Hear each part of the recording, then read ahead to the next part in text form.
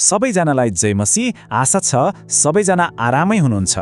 आज हामी बाइबलका एकदमै महत्त्वपूर्ण पात्र दानिएलको बारेमा कुरा गर्नेछौँ।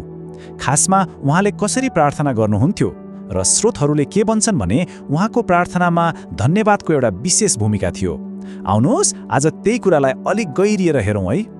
त्यसो भए मुख्य प्रश्न यही हो, दानिएलले आखिर कसरी धन्यवाद सहित प्रार्थना गर्थे त? उहाँको प्रार्थना गर्ने तरिकामा त्यस्तो के खास कुरा थियो होला जसले गर्दा आज हामी उहाँको उदाहरण लिन्छौँ? ल अब यसको जवाफ खोज्न सुरु गरौँ। सबैभन्दा पहिलो कुरा हो दानिएलको नियमित अभ्यास। मतलब उहाँको प्रार्थना कुनै 1-2 दिनको लागि मात्र थिएन, यो त उहाँको जीवनशैलीको एउटा महत्त्वपूर्ण हिस्सा नै बनिसकेको थियो। स्रोतहरूले हामीलाई के बताउँछ भने दानिएलले दिनमा 3 पटक प्रार्थना गर्थे। सोच्नुहोस् त, बिहान, दिउँसो अनि साँझ। यो सङ्ख्याले नै देखाउँछ कि परमेश्वरसँगको सम्बन्ध उहाँको लागि कति महत्त्वपूर्ण थियो। यो कुनै कर्काकाबले गरेको जस्तो होइन, तर एउटा अनुशासन थियो। अनि यहाँनिर एउटा एकदमै महत्त्वपूर्ण कुरा छ है, यो केवल मागेर गरिने प्रार्थना मात्र थिएन, यो त परमेश्वरलाई धन्यवाद दिने एउटा दैनिक तालिका नै थियो। मतलब उहाँले हरेक दिन 3 पटक परमेश्वरले गर्नुभएका सबै कुराहरूको लागि मनैदेखि आभार व्यक्त गर्न समय निकाल्नुहुन्थ्यो। धन्यवाद उहाँको प्रार्थनाको केन्द्रमा थियो। अब प्रश्न उठ्छ, दानिएलले यस्तो किन गर्थे त? के यो उहाँको आफ्नै तरिका मात्र थियो? त्यस्तो होइन।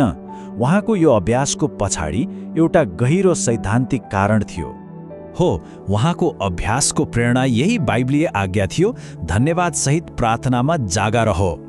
दानिएलले यो आज्ञालाई केवल पढेर मात्र छोड्नु भएन, तर आफ्नो जीवनमा यसलाई साँच्चीकै लागू गर्नुभयो। उहाँको लागि प्रार्थनामा जागा रहनुको अर्थ नै धन्यवाद चढाउनु थियो।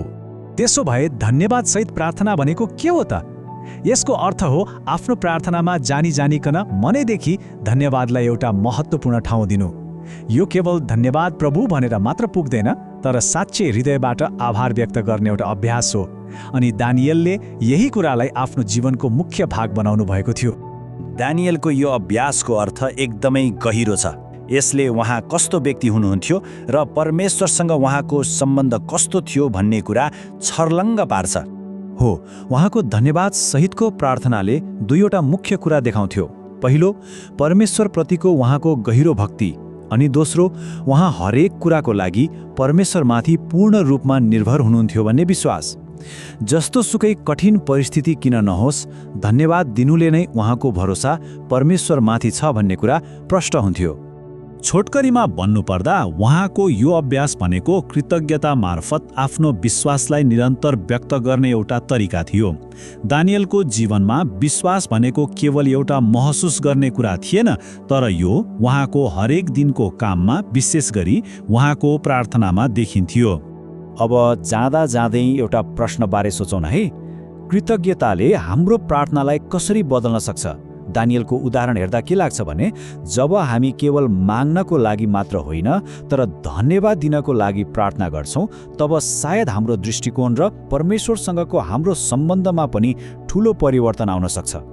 आजको यो कुराकानीबाट केही महत्त्वपूर्ण कुराहरू सिक्ने मौका मिल्यो भन्ने आशा छ।